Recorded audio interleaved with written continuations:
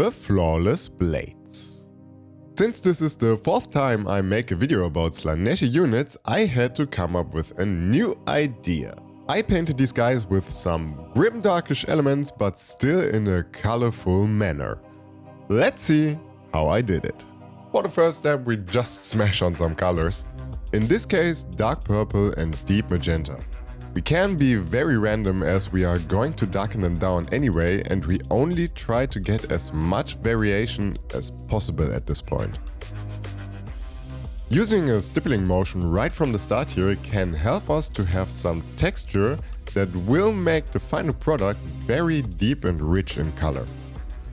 By the way, this video is made possible because of my first Patreon and Kutami. They happily provided me with the minis and my Patreon with the idea on how to paint these.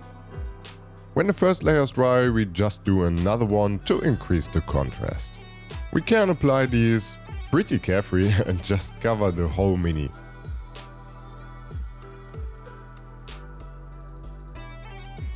We add some wolf grey into the mix and blend these colors together.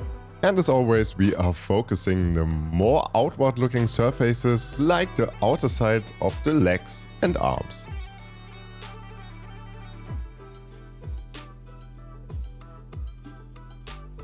Using a smaller brush here to stipple a little more carefully and to place some highlights. I am trying something new here as I am thinking about getting myself a custom background that has not such hard contrast, as I personally think it is a little tiring for the eyes to always see these cutting mats. So I am thinking about getting myself a custom one in some light or dark grey tones. But now back to the show. And for the next step we are going to paint a trim. I used Acryl's bronze for that, and we start with his boots. Because nothing says decadence more than having golden high heel platform boots or whatever you call these. Acryl metallics are really nice and give an amazing dark and smooth metallic tone, especially when used with a bit of water.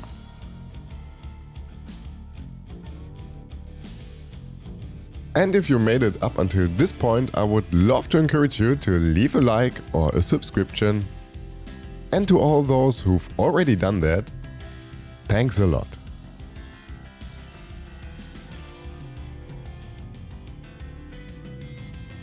And now on to the next step. For the silvery parts as well as the sword, I use dark silver again by Acryl.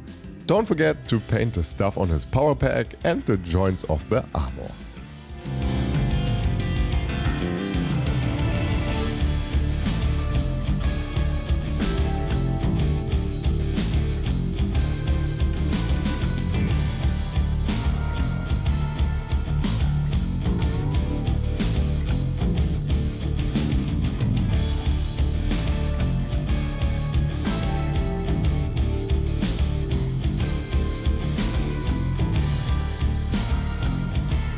And now we are going to paint the verdigris style armor. We do this with a watered down Acryl's Jade. We want the color consistency to be something like a shade or a glaze. You know you are right if the color is very watery but does not fall apart at this point, so you cannot see the pigments flowing around. It can be a little tricky to get the right color consistency, but that happens to me as well, and I guess to any other painter. You are not alone, this is perfectly normal. Jade really gives us a nice verdigris style tone, especially on golden surfaces, in my opinion at least. These colors just work pretty good together.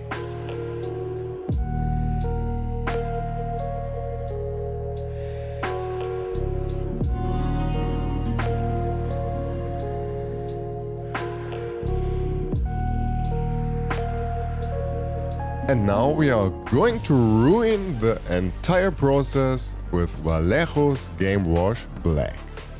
I wanted the colors we applied until this point to be really dulled down to have more extreme contrasts here, basically going from black to white in the end. Once that's dry, we come to the hardest part of this paint job, but also the most rewarding, to be honest. I used a mix of deep magenta, dark purple and white to create the texture once again, placing them on the brightest points at the most outward facing surfaces. And now you don't have a déjà vu, we are just repeating the process from the start. But this time we are adding more and more whites, until we reach a point of a pure white basically. I guess most of you know that I just started with this YouTube channel at January 2025, so I am still a bloody beginner. Saying that, I am very happy how well these videos are received, and I am pretty happy of the small community we have at this point. So I would like to give a shout out to the top commentators: Kidbish Carnage, SO7 Tyrant, Kellis, Jiggin, and I hope your name is Vladislav. Thank you for engaging. And for the shadows, I just used darker tones of these three color mix. So basically, dark purple and deep magenta.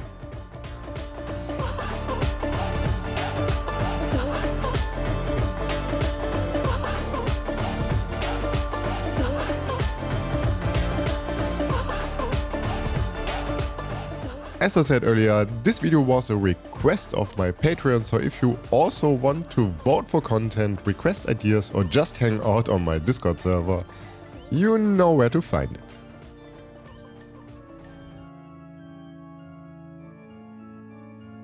Following along the trim also makes them pop even more in the end, creating more visual interest.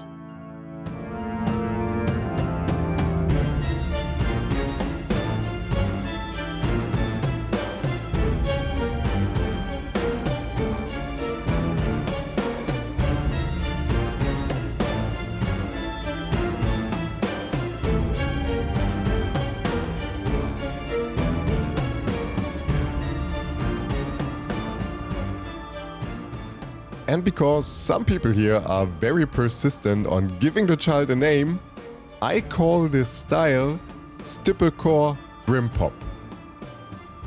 And now that we have the name for our little band here that basically sounds like a subgenre of metal, we head onto the next step. For the skin we are using my trusted recipe: dark purple, Bugmans Glow and Elfic Flesh.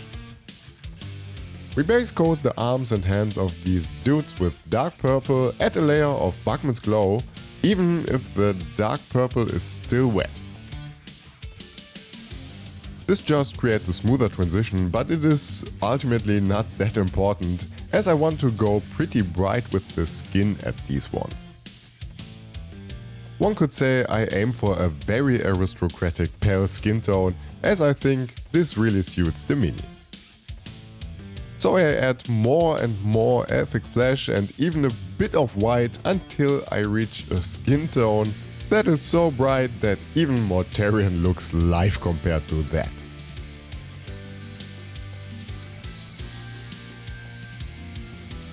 And I repeat the process on the, I guess in the original artwork these are just robes, but I want them to look like they are made of blade skin.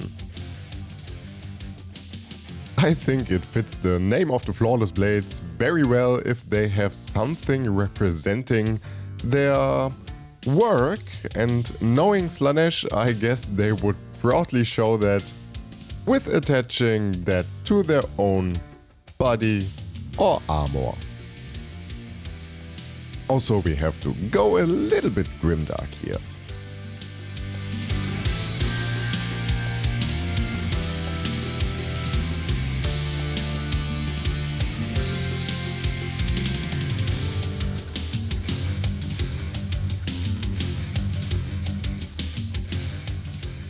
As someone who sometimes thinks a little too much about words, I think that the Flawless Blades is really an amazing name for these dudes.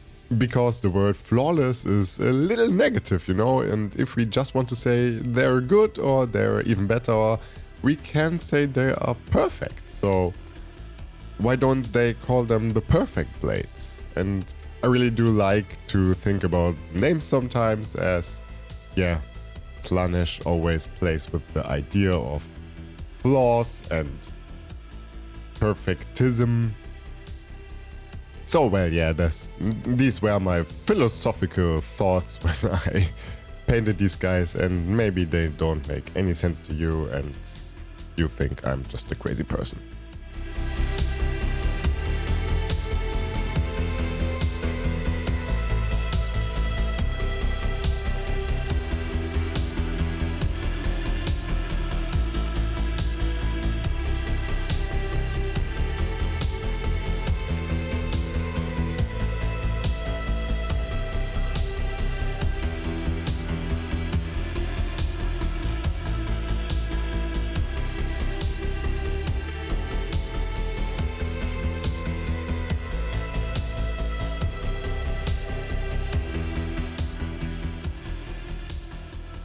And now we return to the trim again, giving the verdigris a little more color depth.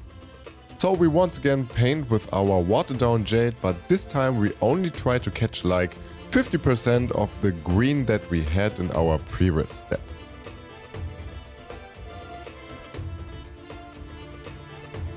I want to represent something like dried blood on these ropes, so I aim for a similar color consistency with Gory red.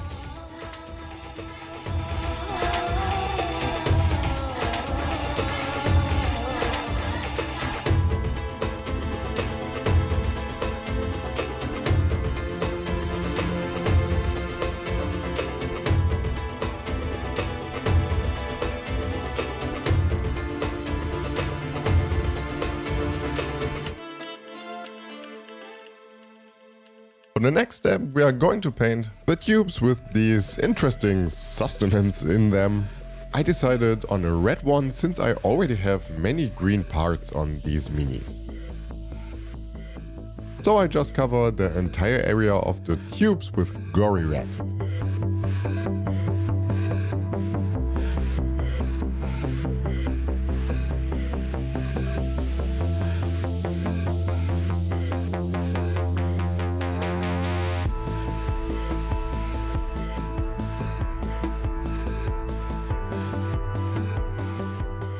I give them all a small highlight of Scarlet red and a tiny amount of white where the tube starts and ends.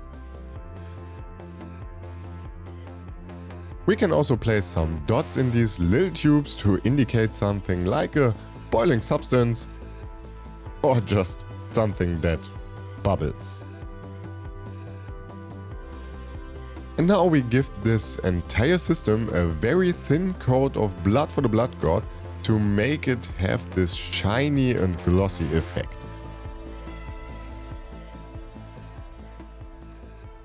In my opinion, this really sells the effect of it being a backyard project or experiment by Fabius Bile.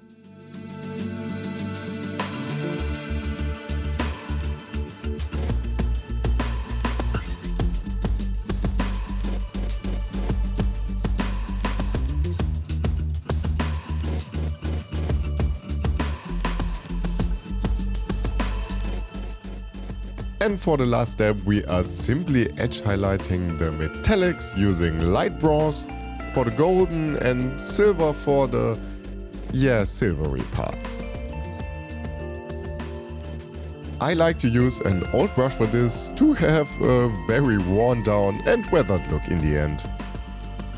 This is why I sometimes don't throw away old brushes, as I think these are perfect for effects like this.